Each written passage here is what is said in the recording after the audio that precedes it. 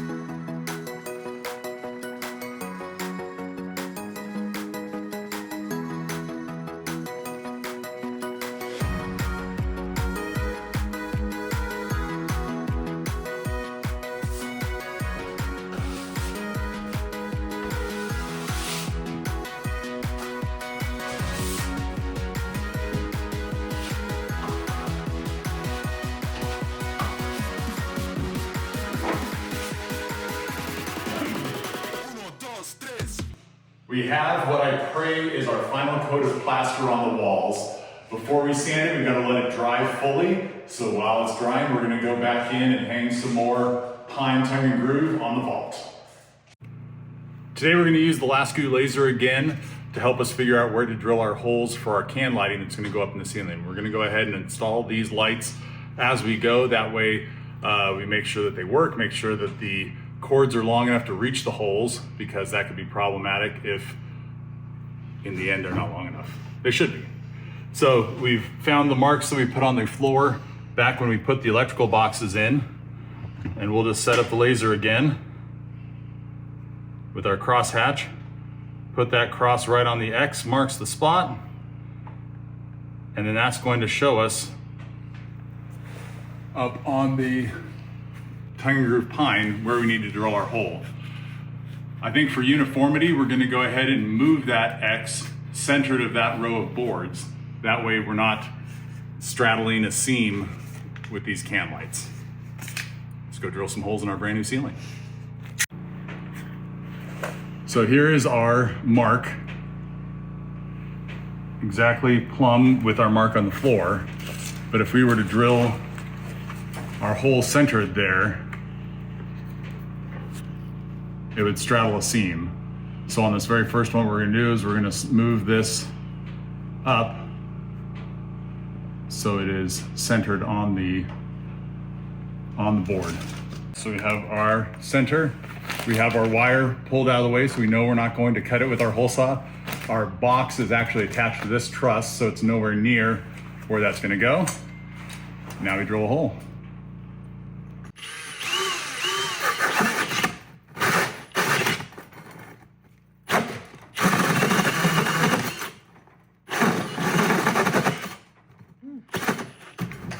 It's a jerky one. Yeah. Yikes. So aggressive.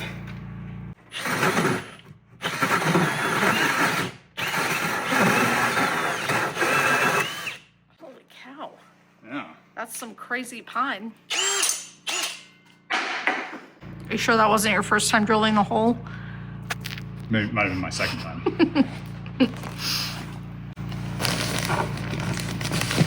So the nice thing about putting this up now is that we can install our light without having to stick our hands, my tiny hands, to that hole.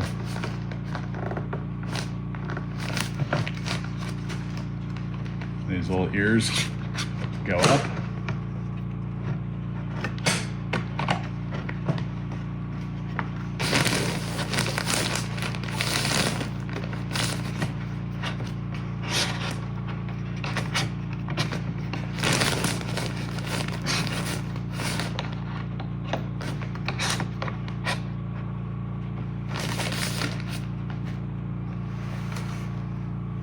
There we go.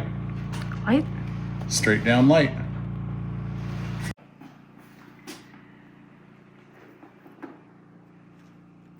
So this is my finished product. In what I'm doing is staining all the pine tongue and groove. This will also be the process I use for all of our trim, molding, window casing, all that stuff. So first thing I do is sand down all the boards and get them nice and smooth and any kind of marks sanded off of them that need to be. And then I wipe those off, get all the sawdust off, and I coat all of my boards with a stain that's called Simply White. It's the Minwax stain. And what that does is it neutralizes the yellow or reds or whatever that's usually in pine and gives me a more neutral base to work on. So after that, I have a mixture of 1 to 1.5, 1 of the Simply White and 1.5 of the color Provincial, which gets me this really pretty kind of farmhousey, lighter brown color.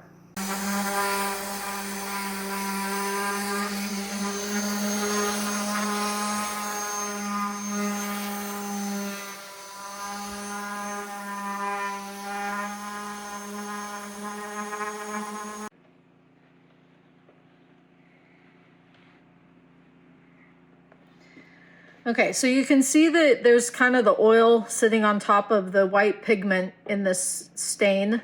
It's really, really very important to stir your stain really well, because what happens is if you don't, you get an inconsistent outcome, basically. So each time I start staining again, I just stir really well for I don't know, maybe 30 seconds to a minute, just because I've already initially stirred this and gotten all the goo off the bottom. But you can see now that it's just all white and there's none of that oil on the top. Dip your rag and start wiping on.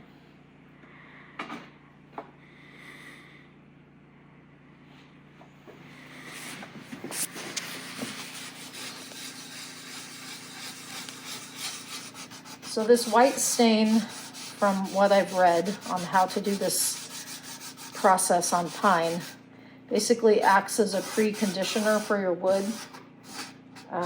But with the white, it's neutralizing the tones. So you can see the difference now between my yellow pine and this. And even when I wipe off some of the stain, you can still see how white it is here to here.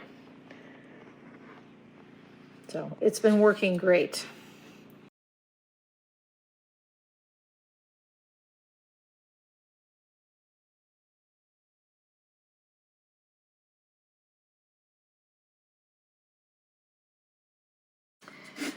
Okay, so you can see this one actually probably a little bit more clearly how it separates. So this is my mixture of the 1 part Simply White and the 1.5 part Provincial.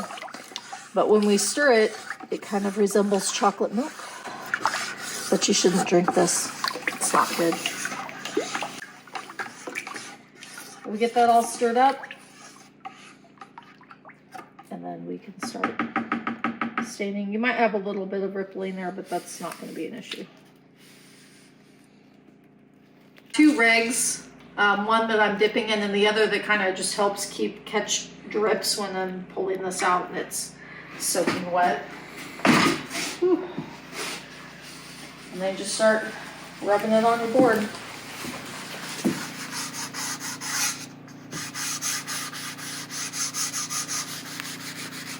How long did you have to let the white dry? You basically can go just right over the white. I wiped off any excess of the white and then you just go right over it. So you don't really have to let it dry too thoroughly. In fact, the article I read said that she applies her stain even as the white is still wet. So the point of the white is to neutralize the yellows in the pine. So it soaks in pretty quickly, especially if you sand it.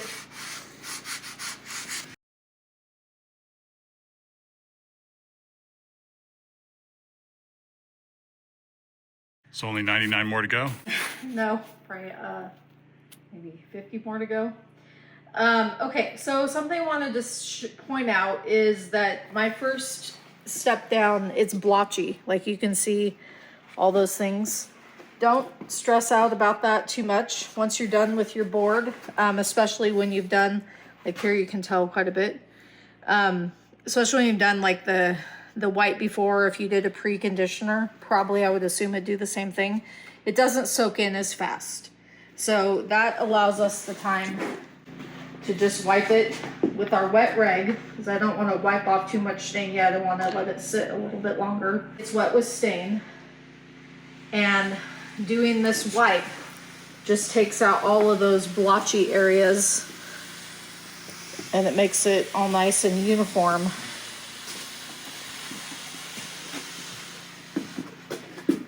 And don't get caught on the little knots. And you want to try to get one just even wipe, otherwise you'll have like starts and stops throughout your board. So then I'm going to let this sit just like maybe a couple minutes more and then wipe it down with a clean rag to get all of the additional stain that's not soaking in off. That's definitely something I've found with this method, is that the stain, you got to make sure you get all that excess stain off, otherwise it'll be really sticky. But that's the process.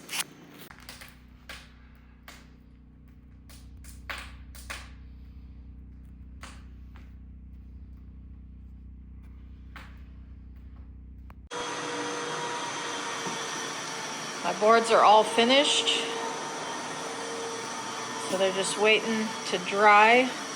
It only takes a half an hour for them to dry to the touch, which is really nice. It makes this process really simple and quick.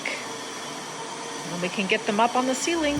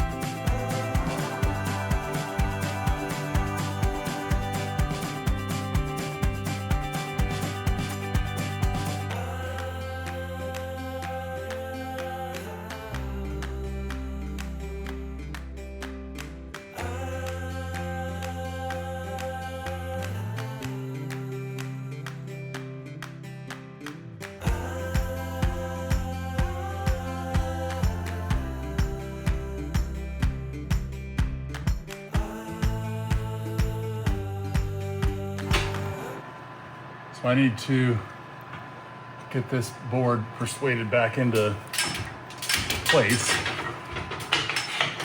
I'm just gonna put this guy here.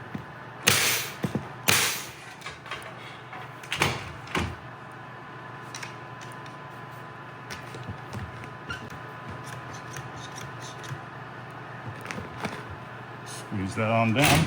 Ooh, don't drop the gun. I'll shoot myself in the belly.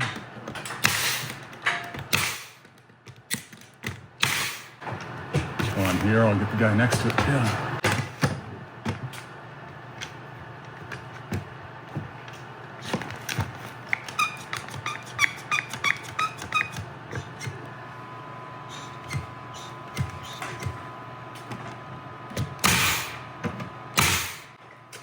Just like that. Perfect.